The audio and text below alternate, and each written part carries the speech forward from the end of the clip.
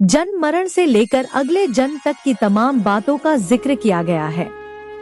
यहाँ जानिए कि किन किन स्थितियों में एक पुरुष को अगले जन्म में स्त्री का शरीर धारण करना पड़ता है। गीता में भगवान श्री कृष्ण ने कहा है कि आत्मा अजर और अमर है। जिस तरह से व्यक्ति अपने वस्त्रों को बदलता है, आत्मा उसी तरह ने नए जन्म लेकर अपना शरीर बदलती है। ये सिलसिला तब तक चलता रहता है जब तक उस आत्मा को मुक्ति न मिल जाए। गरुड़ पुराण में भी आत्मा के बार बार जन्म लेने का जिक्र सुनने को मिलता है, लेकिन ऐसे में कई बार मन में एक प्रश्न आता है कि आत्मा का तो कोई जेंडर नहीं है, फिर जन्म के समय ये कैसे निर्धारित होता होगा कि कौन सी आत्मा को पुरुष का शरीर मिलेगा और कौन सी आत्मा को स्त्री का। इसके अलावा जो आत्मा वर्तमान में पुरुष शरीर में है, वो क्या अगले जन्म में भी पुरुष ही बनेगी या उसे स्त्री का शरीर भी मिल सकता है?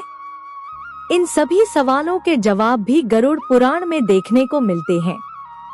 आइए आपको बताते हैं इसके बारे में। 2 स्थितियों में पुरुष को अगले जन्म में बनना पड़ता है स्त्री।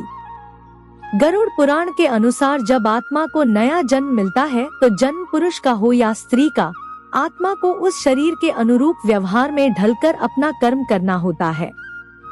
शरीर के जरिए कर्म करके ही एक आत्मा अपने जन्म के उद्देश्य को सार्थक भी बना सकती है और निरर्थक भी अच्छे कर्म करके आत्मा मुक्ति के मार्ग की ओर अग्रसर हो सकती है और बुरे कर्म करके अपनी स्थिति को भविष्य में बदतर बना सकती है।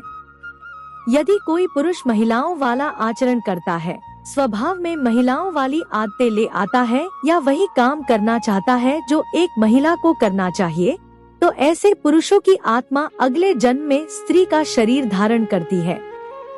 ठीक इसी तरह अगर कोई मनुष्य पशुओं के समान व्यवहार करता है, उन्हीं चीजों का सेवन करता है जिसका पशु सेवन करते हैं, तो ऐसे लोगों को निश्चित रूप से अगले जन्म में पशु बनना पड़ता है।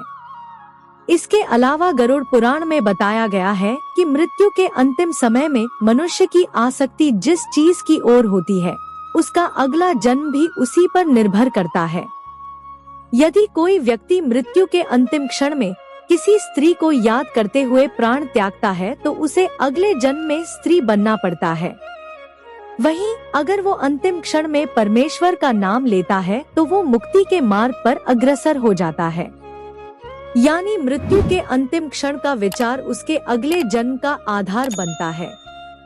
इसीलिए शास्त्रों में कहा गया है कि मरते समय हमेशा राम का नाम लेना चाहिए।